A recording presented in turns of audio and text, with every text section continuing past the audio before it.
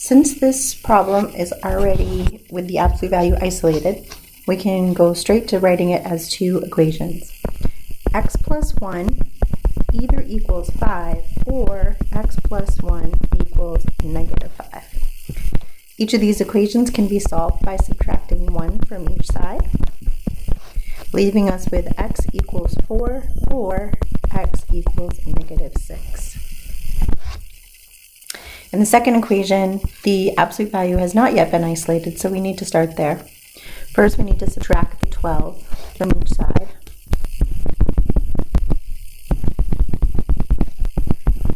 When we get here, we see that the absolute value of x is equal to a negative 7.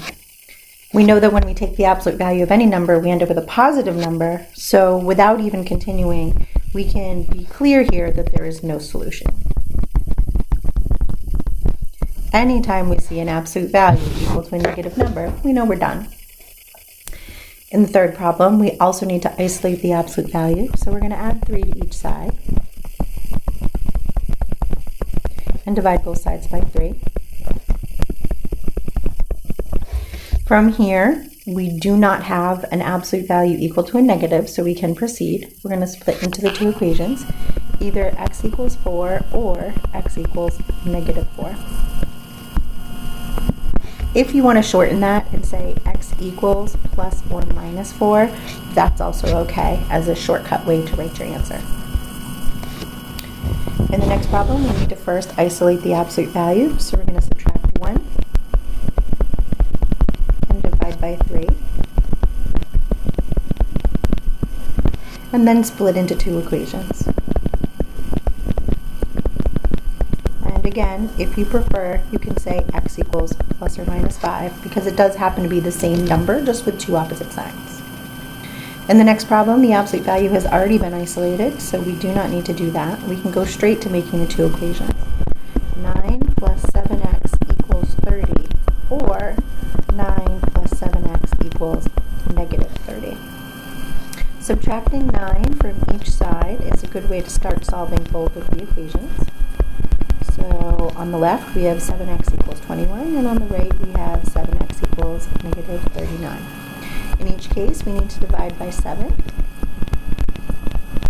Now, on the left, that comes out to a nice whole number. On the right, it comes out to an improper fraction, and we know that's fine. Again, we need to isolate the absolute value in the third problem in this row, so we're going to add 5.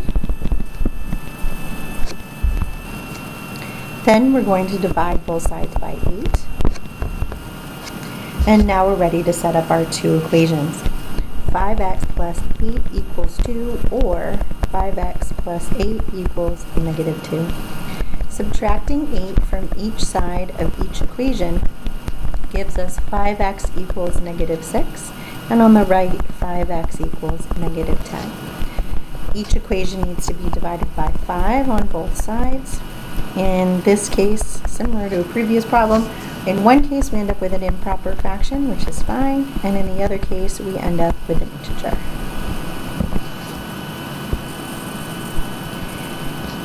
Now we see a few review problems. In this next one, we're reminded to think about what number we're distributing. Remembering to take the negative 4, we're going to have 3x minus 4x minus 12 equals 10. From here, we can combine like terms, add the 12,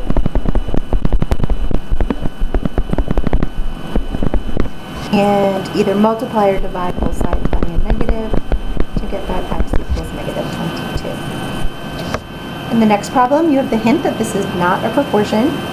Notice on the left, we have the sum of two fractions.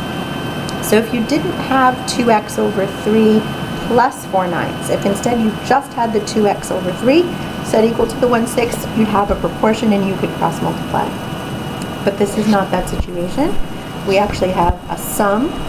So we have a couple of choices. You could try to tackle the left and then try to solve it as a proportion, or more simply, you could just look for a common denominator and clear the fractions. 3, 9, and 6 all go into 18. So if you want to clear the fractions, you can multiply both sides by 18.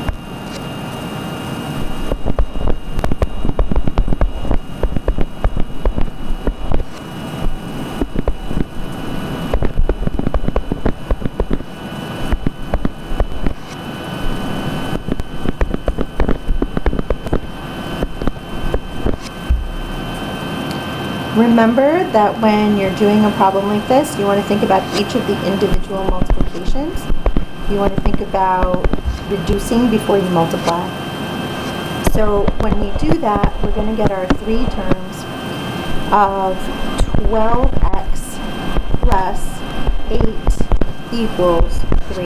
And from here, it's just a straightforward problem. Subtract 8, divide by 12. Acceptable to have a fraction as your answer. Next, you're asked to explain the differences between these three equations. They are similar at a quick glance, but are not the same situation.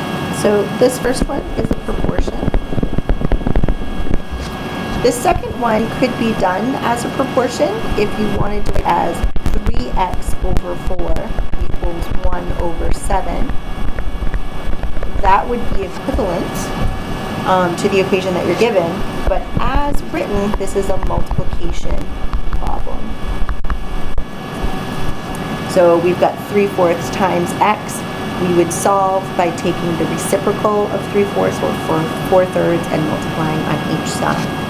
So for the first one, in the proportion, we would have done 4x equals 21 and continued from there. In this middle problem, we would multiply each side by the reciprocal and proceed from there. In the last problem, it's like the most recent equation that we just solved. We're going to need to find a common denominator and clear the fraction. The common denominator of 28 is really the best we can do. So remember, 28 divided by 4 is 7, times 3 is 21, so we have 21x. 28 divided by 7 is 4, times 1 is still 4. And on the other side, if we do 20 times 5, that's 100. 5 times 8 is 40, so that gives us 140. And from here, it's just a regular linear equation. Dividing by 21. Our instinct should be to reduce this fraction, but 136 is not divisible by 3, and 21 is divisible only by 3 and 7. So we're going to have to leave it as an improper fraction.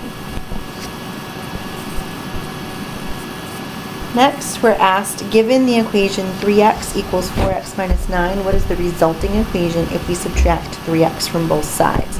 So if I have 3x equals 4x minus 9, and I subtract 3x from each side, we need to realize that 3x minus 3x isn't just an invisible nothingness, it's the number 0. You had 3 x's, you took 3 x's away, so you have 0 of them left. On the right-hand side, we would have x minus 9. Sometimes students get a little concerned when they see an equation where the one side is 0, or they have a tendency to not write that 0 and just turn it into an expression. So you want to be careful about that. Then we're asked, what is the resulting equation if we subtract 4x from each side? So we have 3x equals 4x minus 9, so the original equation. We subtract 4x from each side, giving us negative x equals negative 9.